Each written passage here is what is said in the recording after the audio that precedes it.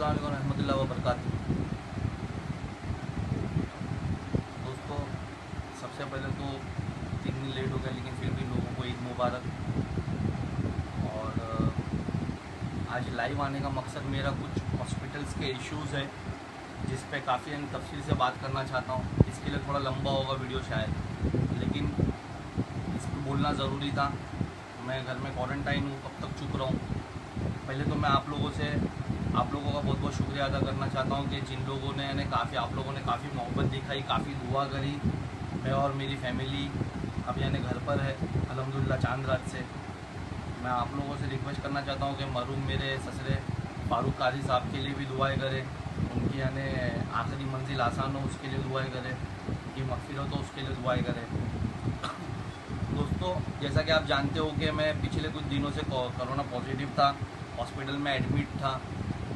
मैं उसके रिलेटेड बात करने आया हूँ कि जिस तरीके से एक कोरोना पॉजिटिव पेशेंट्स बता करके एक कोरोना की बीमारी महामारी है, हम इसको डिनाई नहीं करते, लेकिन इसके नाम पे जो डराया जा रहा है, जिस तरीके से एक माहौल क्रिएट किया जा रहा है, मैं लोगों से मेरा एक्सपीरियंस शेयर करना चाहता था। मैं बताना चाहता था कि आप लोग बिल्कुल भी वरीड ना हो। अगर ये बीमारी लगती भी जैसे मुझे लगी, माजी में और भी काफ़ी लोगों को लगी ये बीमारी, इसका ट्रीटमेंट है, कुछ भी नहीं है ऐसा। इसमें जो मॉर्टेलिटी रेशियो, जो मरने का रेशियो है, वो 0.1 है।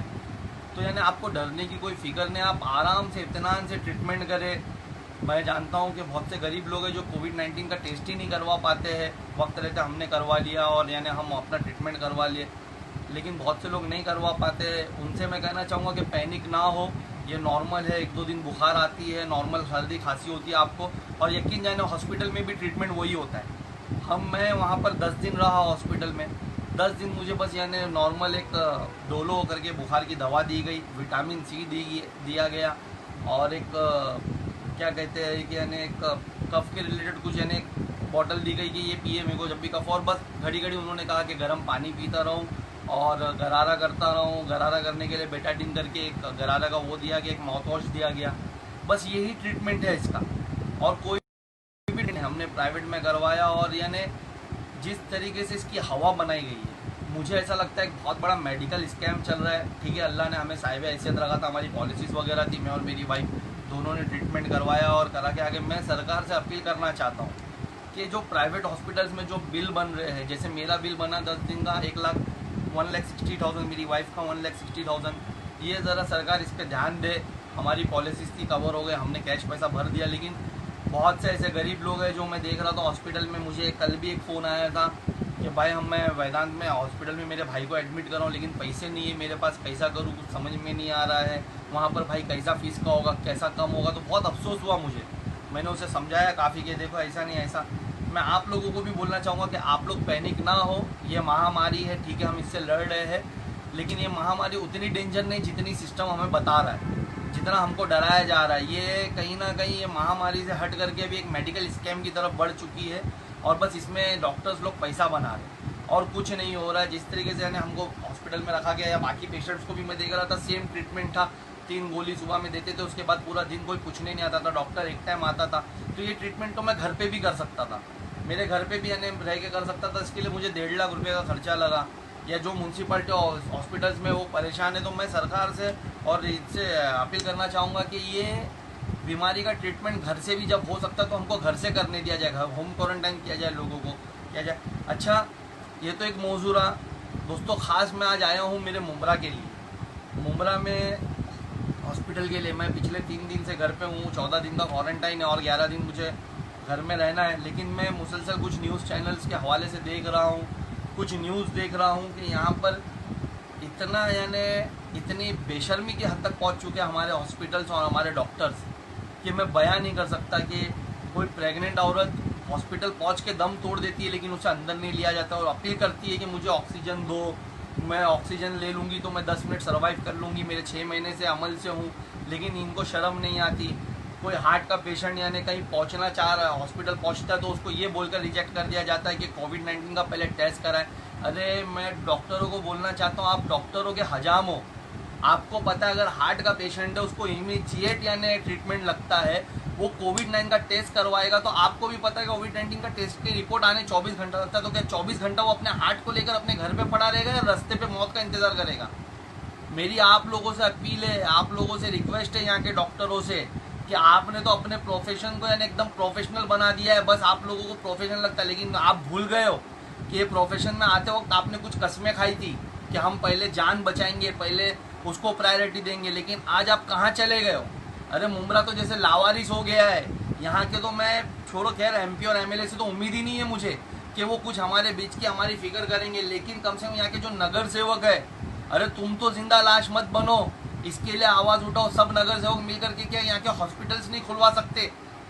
आप यकीन जानो, मैं 14 दिन के लिए क्वारंटाइन हूँ, मैं जिस दिन ये क्वारंटाइन से बाहर आऊँगा, मैं जितने भी हॉस्पिटल से जितने भी डॉक्टर्स आज रिफ्यूज कर रहे काम करने के लिए, इनकी लिस्ट बना करके इनके खिलाफ कोर्ट चला जाऊँगा, मैं इनके खिलाफ कंप्लेंट करूँगा, ये हॉस्पिटलों के लाइसेंस के खिलाफ, डॉक्टरों के लाइसेंस के खिलाफ कंप्लेंट करूँगा कि आज एक औरत एम्बुलेंस में बच्चा पैदा करती है, अरे प्रेग्नेंट है और तुमको कोविड-19 का टेस्ट किया, अरे लो ना, सेपरेट रखो उसको, एक अलग रूम में रखो, अगर आपको ऐसा लगता है सस्पेक्ट है तो अलग रूम में रखो, मरने के लिए तो रास्ते पे मत छोड़ो।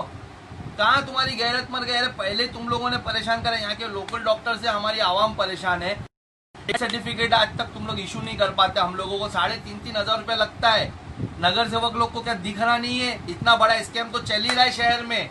एक हॉस्पिटल हमारे टीएमसी से पास हुआ, वो नहीं खुलवा करके आज कालसेकर जैसे हॉस्पिटल का चार्ट देखता हूँ तो शर्म आती है।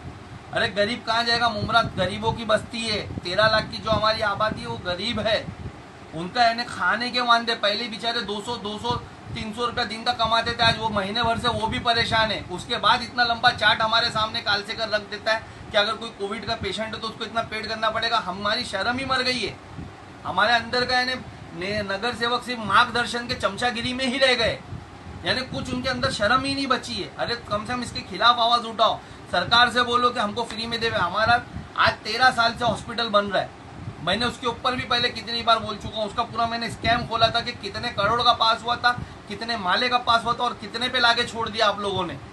लेकिन आज देखो उसकी जरूरत आन पड़ी कि नहीं। अगर आज वो 4 माले का हॉस्पिटल बनता तो कोई औरत, कोई माँ को एम्बुलेंस में बच्चा पैदा नहीं करना पड़ता, कोई प्रेग्नेंट औरत को कोई हॉस्पिटल के दरवाजे पे दम नहीं तोड़ना पड़ता, कोई हार्ट के पेशेंट को कोई हॉस्पिटल के दरवाजे पे दम नहीं तोड़ना पड़ता। ये कोविड-19 का जो जहर आप लोग फैला रहे हो ना, ठीक है महामारी है, हम भी चाहते कि आप प्रिकॉशन लो ना, आप लोग किट पहने, डॉक्टर लोग सब किट पहने, अरे अपने प्रोफेशन की तो वैल्यू समझो। कसम खाई थी कोई भी हालत में, कोई भी उसमें हम जिम्मेदारी से पहले लोगों की जान बचाएंगे। आप तो मरता हुआ छोड़ रहे हम लोगों को, मुमरा को लावारिस कर दिया है। हर एक प्राइवेट हॉस्पिटल ने चार्जेस इतने कर दिए, उसके बाद आप लेते नहीं। बुरा नहीं, रोज रोज न्यूज में सुन रहा हूँ, बुरा नहीं गया तो नहीं लिया, बिलाल गया तो नहीं लिया, प्राइम गया तो नहीं लिया, कालसेकर गया तो नहीं लिया। तो ऐसे हॉस्पिटल की जरूरत ही क्या है? शहर को बंद कराए फिर ऐसे हॉस्पिटल। मैं नगर सेवक लोग से, टीएमसी अधिकारियों से बोलना चाहूंगा, ऐसे हॉस्पिटल्स बंद कर दो, इनका लाइसेंस रद्द करो। जब ऐसी महामारी में हमारी सेवा नहीं कर सकते, हमारी आवाम को नहीं बचा सकते या उनको नहीं देख सकते, तो हॉस्पिटल की जरूरत ही नहीं हम लोगों को।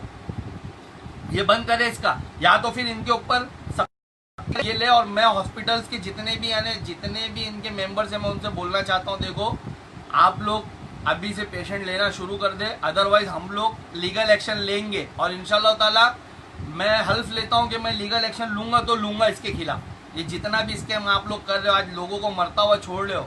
आप लोग ने हॉस्पिटल कमा करके आज सालों से हमारे शहर से कमाया, क्या 2-3 महीना रुक नहीं सकते? आज डायलिसिस के लिए कितने पेशेंट मर गए? 9 पेशेंट मर गए डायलिसिस के।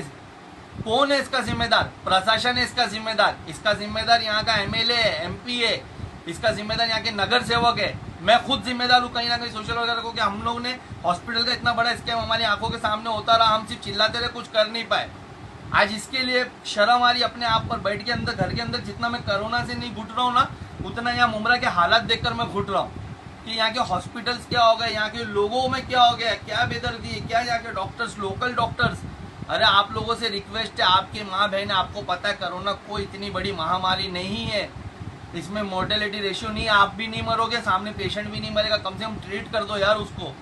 इतना सी भी ये कोरोना के बहाने दूर रहो, ये मत करो, ये हमारे इस्लाम में भी नहीं है।